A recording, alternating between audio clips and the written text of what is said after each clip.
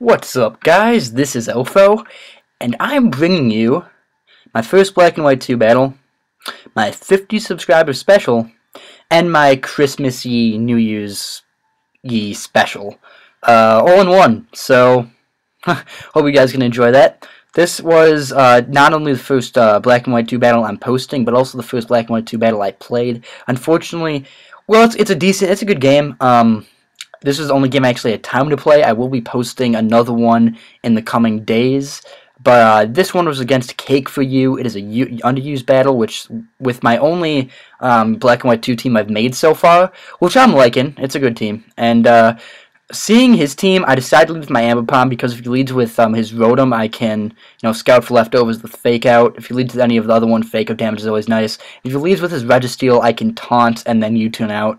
So that's my plan, and that is what I do. So my opponent does choose to lead, which with his Registeel, which works fine for me. I lead with my Amber Palm, like I said. I do, as planned, taunt. As he does choose to go for Thunder Wave. I was expecting Stealth Rocks, but either way, it's fine. He doesn't hurt me, and I get he's not allowed to go for any of those again. So I do go for U-turn and switch out, I believe, into my Virizion because I can threaten him out with Close Combat. As I think this turn he does go for Seismic Toss, I believe. Yes, he does. It does. About a third of my health. I have about 324 HP, so a little under a third. I decide instead of going for the obvious close combat, I know first, so early in the game, he's not going to overpredict. So I do just go for Stone Edge and hit that Xadu for a huge amount of damage. It doesn't take him out, which really shows he's kind of defensive. That is non-stab. That's boosted by Expert Belt, and it's obviously super effective. So I do go for another Stone Edge, as he just does decide to stay in. I do outspeed because I am Jolly Max Speed, and I am a higher speed tier than Xadu.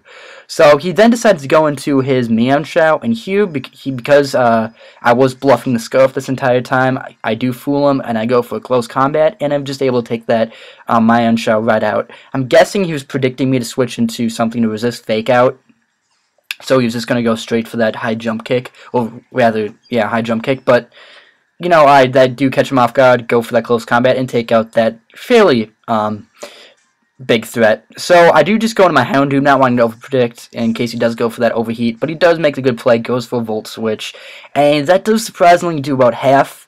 Now, I'm not really familiar with, how much damage Rotom Heat does against Houndoom, but I'm thinking that could be specs. So I do go for Substitute here. He brings in his Kingdra, knowing that I will outspeed, and he does go for Substitute. I was actually expecting a Dragon Dance, but Substitute works too. So I do just go for a Dark Pulse this turn, as I'm kind of getting ahead of myself after the Leftovers recovery. I do go for a Dark Pulse, as I believe he goes for a Dragon Dance, which does reveal that he is a physical set, which is fine with me. So, I'm really not that worried, despite the fact he is at +1 attack and speed, because I do have a sub, and I do have Sucker Punch. So if I can get this Kingdra to the range where he cannot sub up, I can comfortably go for a Sucker Punch without worrying about him going for a substitute, and, take him out. And worst case scenario, as long as I'm going to make sure he doesn't get a sub up, because if he doesn't, I can always just come in and revenge kill with my Amber Palm. So he does set up another sub, which actually turns out to be a bad play, because that means that after he does just decide to take out my sub this turn with a Waterfall, he is going to be taking enough damage from Dark Pulse where he is actually not going to go for a sub. Now, I probably should sped this up more because I keep on getting ahead of myself, but whatever. So yeah, like I said, I go for Dark Pulse, and that's going to actually get him down to the range where he cannot sub up, which means I can comfortably go for a Sucker Punch and take out this Kingdra. Now, what he could have done is he could have just gone for, the Substitute or Dragon Dance, but I figured, whatever, I can just go for a Sucker Punch and take him out, because if he does go for a Dragon Dance and he gets up to an amount of...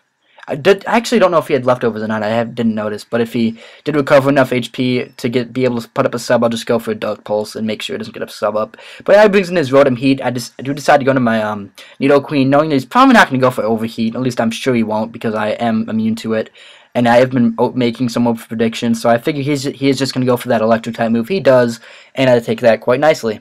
So I do just go for Rock Slide, I guess not wanting to over predict, and he does, as he goes into his Registeel. I was kind of half expecting him to go into his Superior, but this works too. Now, this is actually a misclick that doesn't actually hurt me that much. This is kind of a wasted turn on my end because Stealth Rocks are actually really not going to help me that much throughout this game because he only has 3 Pokemon left, and besides Rotom Heat, none of them really take a lot of damage from Stealth Rocks. So I do go for Earthquake, and we actually exchange Earthquakes, but mine does about half, while his does about maybe a third, or maybe a little bit more than a third. And the reason mine did more than his is because my Earthquake is stab, while his isn't. But this next turn, I do get a critical hit on this Earthquake, and judging from prior Earthquake damage, it definitely mattered. But the thing is, I don't think it actually mattered in the length of the game because, you know, a second Earthquake from him would not have taken me out, and I mean, it might have gotten to the extent where Leaf Storm would kill me off this turn. I'm not sure.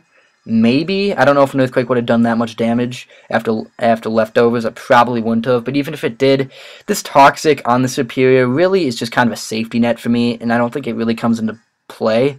But I do decide just to go for Toxic on him because Earthquake's resisted, Rock Slide isn't going to be doing that much, and getting him Toxics means that guaranteed he's going to be dying at some point, and because I have more Pokemon than him, I can probably stall him out, especially because I do have that Fake Out with Ambipom, which can go first and, you know, waste a turn. So that was just kind of insurance that I was going to take out the Superior. So now I do go into my Ambipom, like I said, so I could just, you know, Fake Out, waste a turn so he takes some toxic damage, and just do some damage as well. Now, I was kind of surprised about this, but this Fake Out is actually a 1-hit KO. Now, I say I'm surprised, but that is Technician boosted by my Silk Scarf, and Ambipom's just a beast, so I'm really not that surprised. Ambipom is probably my favorite competitive Pokemon, while Ludicolo is actually my favorite, you know, just Pokemon in general. But Ambipom is amazing, guys. Just try him out. He's better than Main Show any day. But he brings his Rotom Heat, and I do decide just to go into my Virizion because I figure he's either going to go for Trick or Thunderbolt, and the Thunderbolt was probably the superior move. And because he went for Trick, he gives me that Choice Scarf, which it turns out to be, and I can just outspeed him and 1-hit KO him with that close combat. So that's actually going to be the game. Probably the best thing he could have done at the end there is gone for a Thunderbolt with his Rotom Heat and just hoped that he got some crits. That's probably was his only chance. I guess he was counting on banking on me not making the good move and going into Virizion. But Virizion was just undeniably the good Pokemon going to in that situation. But yeah, that's it, guys. I hope you guys enjoyed this, you know, sort of special, my first Black and White 2 match. I'm actually not even done with the single player of Black and White 2. I'm going to try to get that done, and also try to get another Black and White 2 battle out for you guys in the near future. But yeah, I hope you guys enjoyed, and that's going to be it. So Happy New Year's, Merry Christmas, and that's going to be it. Like I said. Okay, bye.